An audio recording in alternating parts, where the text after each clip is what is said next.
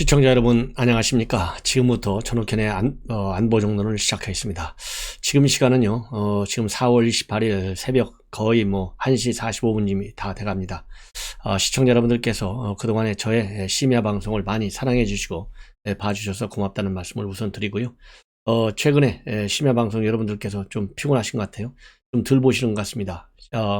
제 방송을 좋아하시는 분들께서는 주변에 전옥현의 안보 정론 심야 방송을 포함해서 주간에 하는 그런 방송도 제가 굉장히 빠른 속도로 정확하게 팩트를 바탕으로 해서 분석 평가해 드리고 있습니다.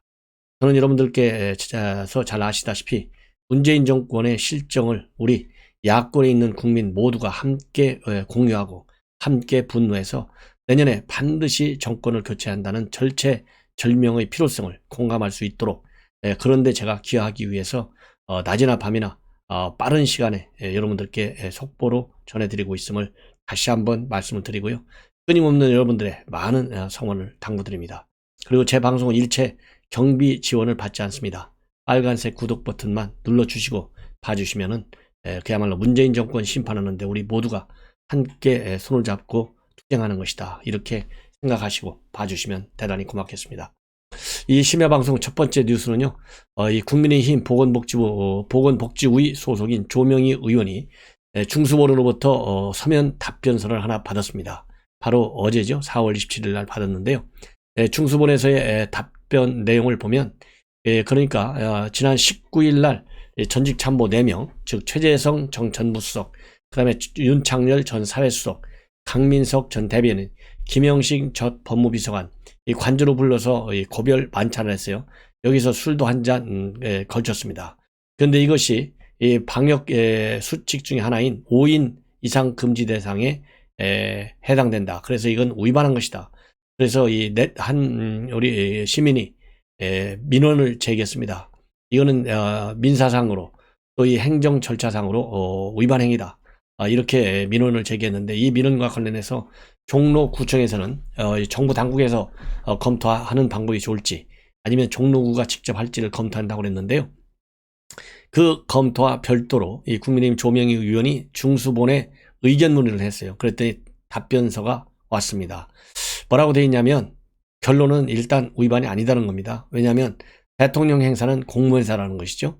그래서 직접적으로 이 코트 인용을 해드리면 보도 내용만으로는 구체적인 사실관계를 확인할 수 없다. 그렇지만은 대통령의 각종 만남과 행사 참석은 대통령으로서의 공식적인 업무 수행의 일환이기 때문에 공무다.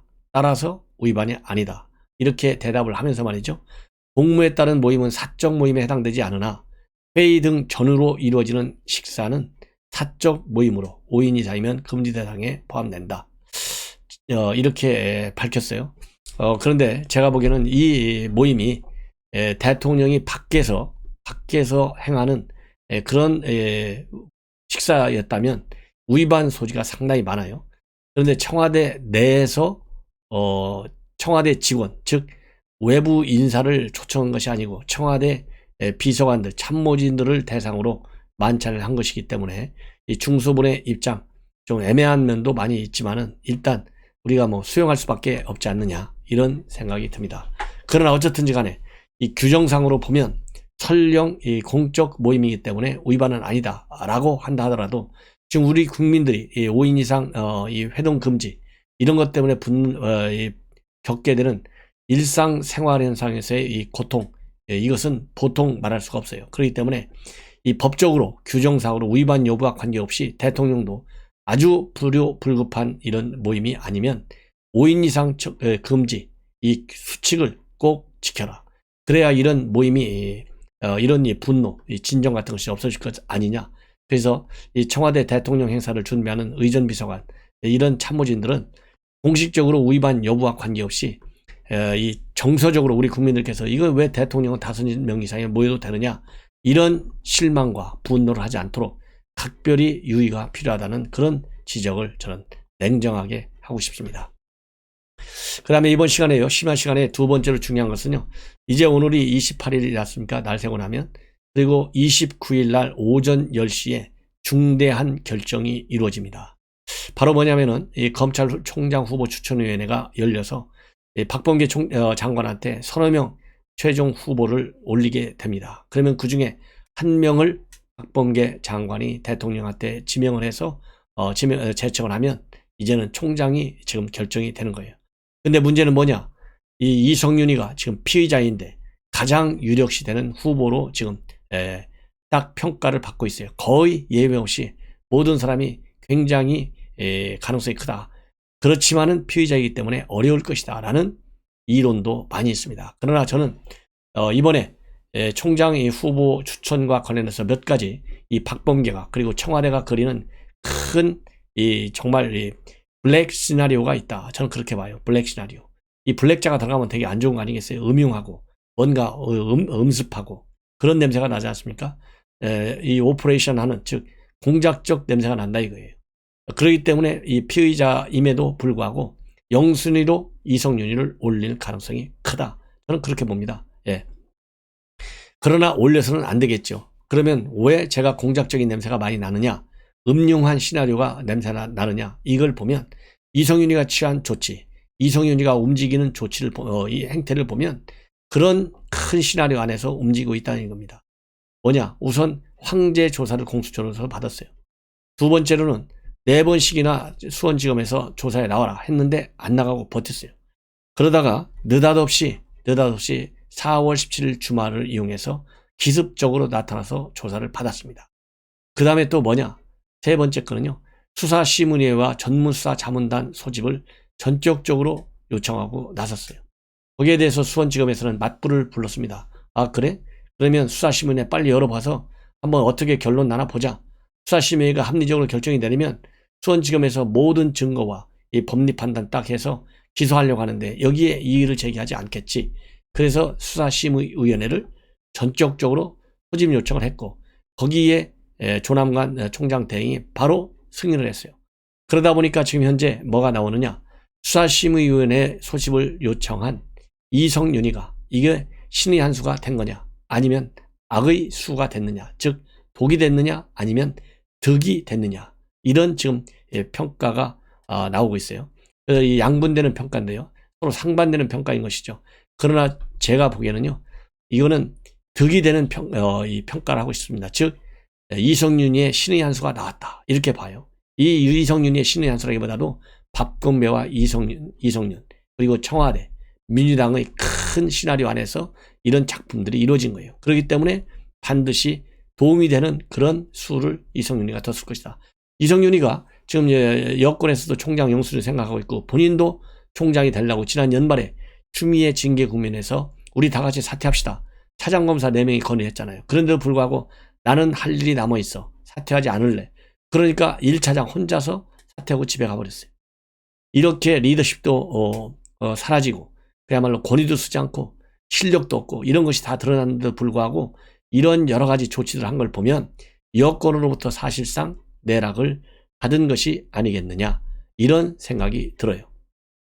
그렇기 때문에 이성윤은 총장 영순위로 박범계가 올리기 전에 총장의 후보 추천위에서 올리도록 영순위로 올라갈 것이다. 서너 명. 그러면 박범계는 이성윤을 꼽을 것이다. 이성윤을 염두에 두고 있기 때문에 또 하나 이 음흉한 시나리오 믿는 것은 박범계가 뭐라고 했습니까? 검찰총장 변수는 바로 뭐냐? 대통령의 철학을 얼마만큼 이해할 수 있느냐? 이걸 따지거든요.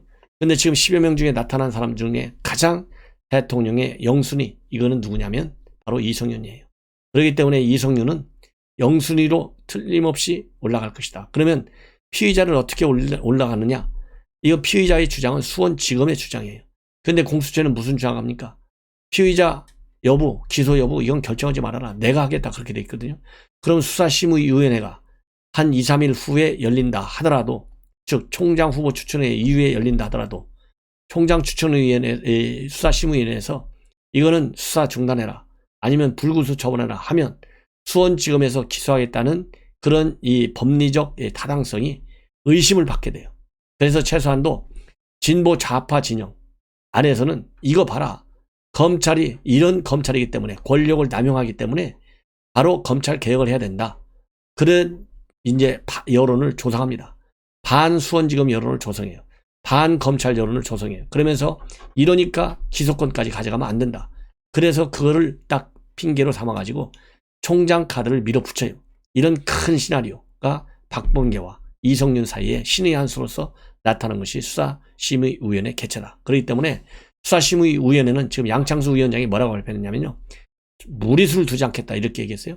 양창수 위원장이 무리수 두지 않겠다는 얘기는 결국 후보 추천위원회보다 후에 열겠다는 거잖아요. 그러면 지금 현재 오늘이 28일, 29일 하루밖에 안 남았는데 이 수사심의위원회는 하루 전에 공고해도 후보 추천위보다는 늦게 열리게 돼요. 그래서 제가 보기에는 총장 추천 딱 박범계한테 올라가고 나서 한 1, 2일, 2, 3일, 3, 4일 후에 열리고 그리고서 밀어붙인다. 저는 그런 시나리오가 작동 중에 있다. 이렇게 봅니다.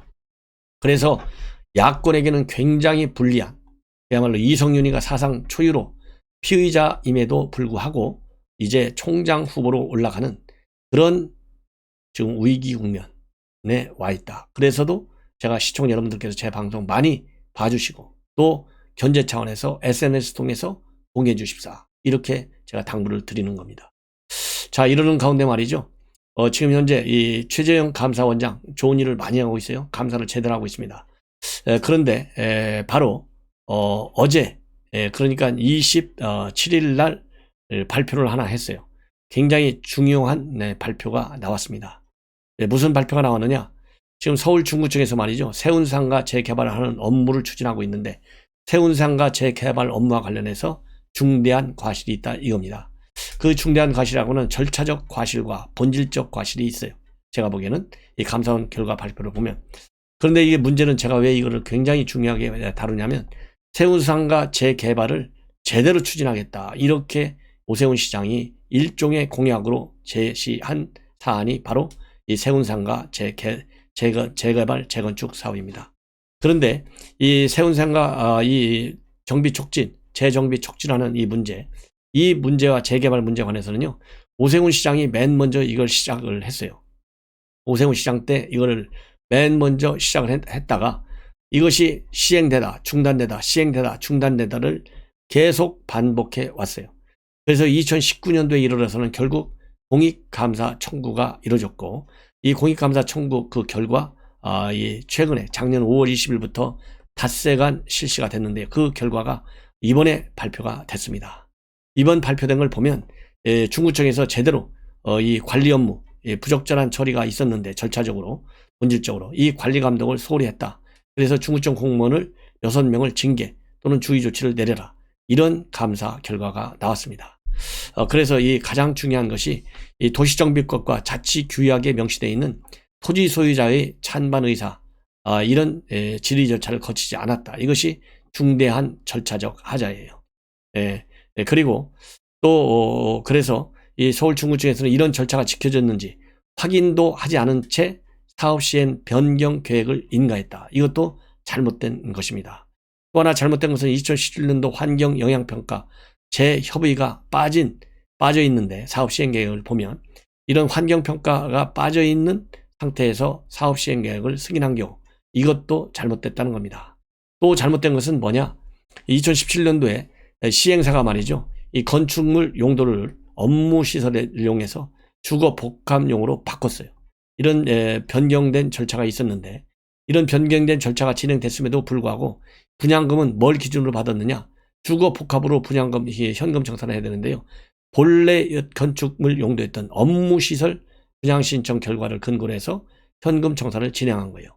이거를 중구청이 묵인한 거. 이것도 잘못됐다는 겁니다. 그러다 보니까 이렇게 분양신청 결과 업무시설을 기준으로 하고서 현금 청산을 하다 보니까 토지 소유자는 모두 현금 청산을 했고 사업 시행자가 전부 분양을 받겠다는 내용으로 관리 처분 계획을 수립했고 그것이 구청 인가를 받았다는 겁니다. 그러다 보니까 토지 소유자들은 업무시설이 건축되는 것으로 생각하고 분양 대신에 현금 청산을 택했는데 실제로는 공동주택 등 주거 복합 건축물이 들어섰고 이에 따라서 개발 이익을 시행사업자가 독점하게 되는 문제가 생겼다는 겁니다. 그래서 감사원은 업무 담당자들이 서울시와 국토교통부에 협의 요청이나 업무를 하지 않고 자의적 판단에 따라서 업무를 처리한 것은 중대한 과실이다. 이런 결론을 내렸어요. 그러다 보니까 앞에서 제가 말씀을 드린 대로 이 오세훈 시장이 맨 먼저 2006년도부터 재정비 촉진직으로 지정하면서 이 착수가 됐어요. 그러다가 중단 반복을 계속하다가 이렇게 공익감사 청구를 통해서 지적받게 됐습니다. 예. 그러다 보니까 이제 결국은 이 오세훈 시장이 추진하게 되는 이런 세운상가 재개발 사업, 이러한 감사원의 지적이 영향을 줄 우려가 있다는 지금 우려가 제기되고 있습니다. 그리고 또 하나 지금 이제 문제가 되고 있는 게 뭐냐? 지금 오세훈 시장이 바로 어제 중대한 결정을 내렸어요. 이 광화문 광장 재구조화 사업, 재조성 사업, 이거와 관련해서 선거 때는 이거를 철저하게 중단시켜서 다시 검토하겠다, 이렇게 얘기를 했다가 취임하고 나서는 일단 시민들의 의견을 들어보겠다. 그래서 어제 최종적인 발표를 했는데요. 지금 공사 계속 진행하겠다, 이렇게 발표를 했습니다. 왜냐하면 그동안에 투입된 예산이 250억 너무 많고, 지금 공사를 중단하면 이걸 사업을 다시 메모를 시켜야 되는데, 덮어야 되는데, 덮는데 400억 원이 든다는 거예요. 그래서 그대로 추진하되 역사성을 조금 더 살리는 방향으로 하겠다, 이렇게 밝혔어요. 역사성은 뭘 얘기하냐?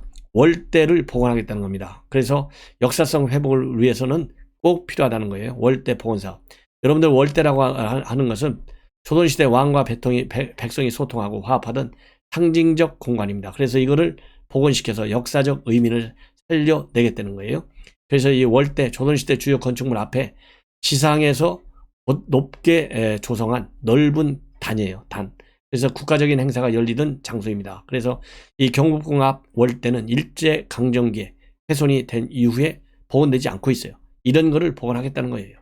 그 다음에는 또 이순신 장군과 세종대왕 동상과 관련해서 시민들에게 사랑받던 기존 시설을 그대로 둔다는 겁니다. 대신에 더 발전시키겠다. 어떻게?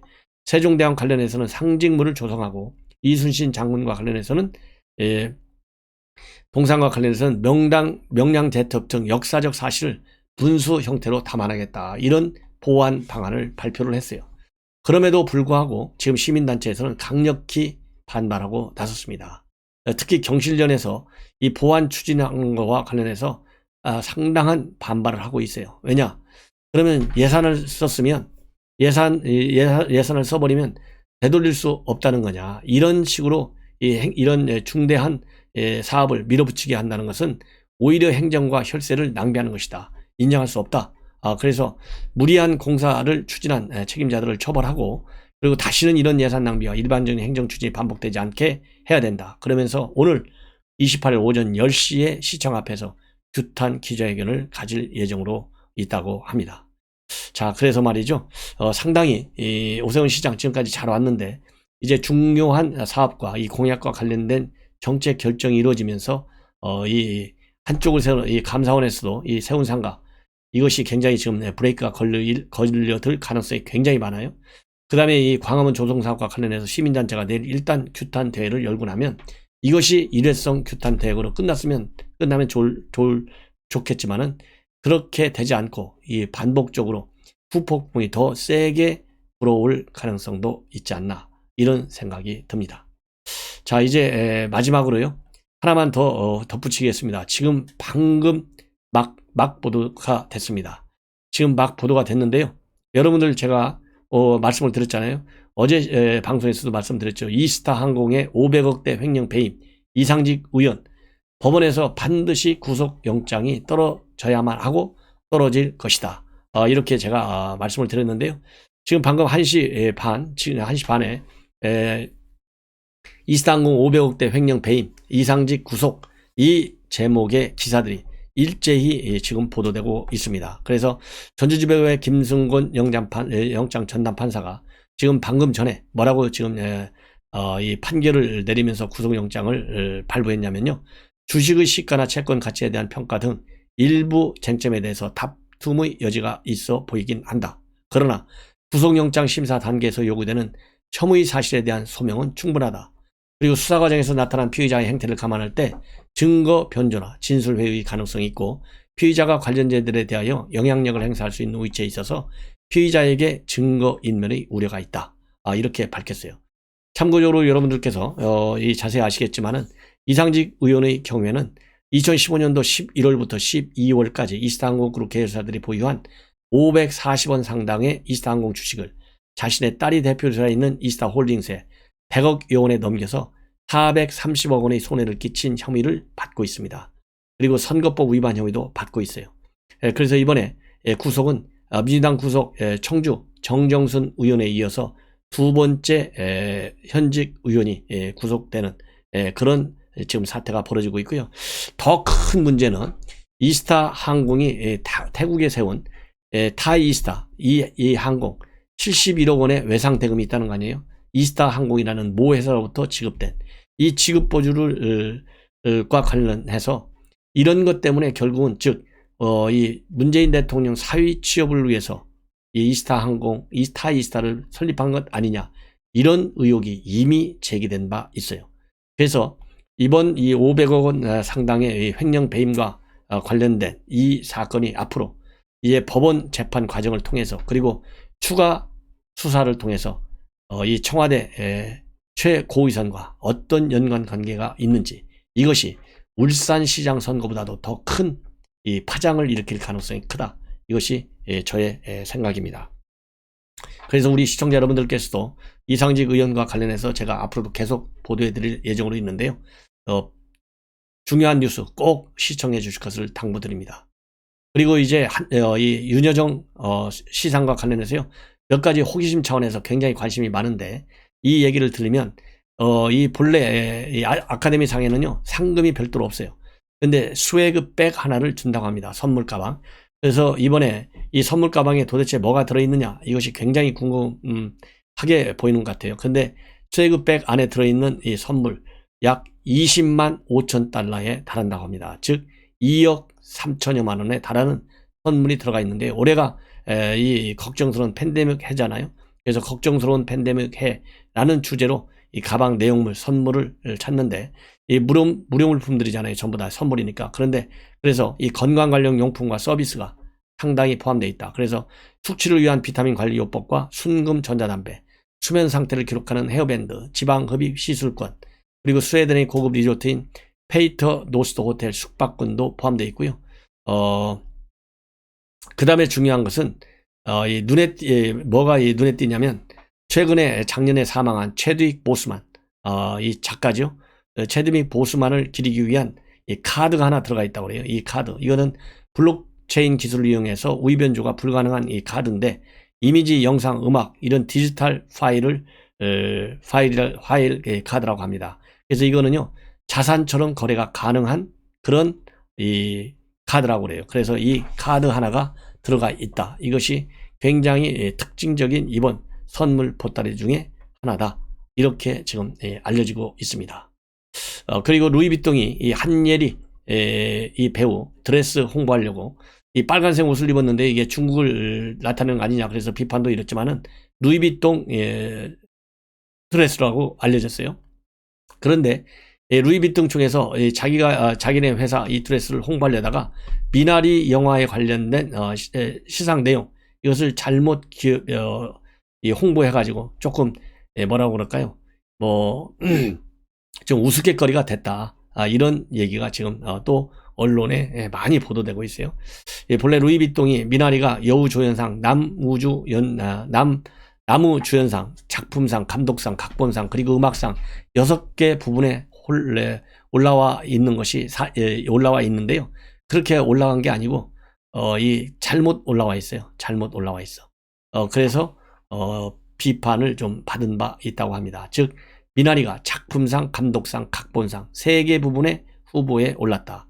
이렇게 적어놨었어요. 6개 부분인데. 그래서 이거를 즉각 시정했다. 이렇게 지금 알려지고 있고요. 이번에 윤여정 씨, 그 다음에 한예리 씨 둘 다 베스트 드레서로 선정이 됐다고 합니다. 예. 자, 그래서 이번 시간에 여러분들께 몇 가지 중요한 뉴스를 심야 방송을 통해서 전해드렸습니다. 시청자 여러분들께서 앞으로도 전옥현의 안보정론 낮이나 밤이나 제가 빠른 그리고 정확한 분석해 드리도록 노력하겠습니다. 시청자 여러분들께서 많은 시청을 당부드립니다. 대단히 고맙습니다.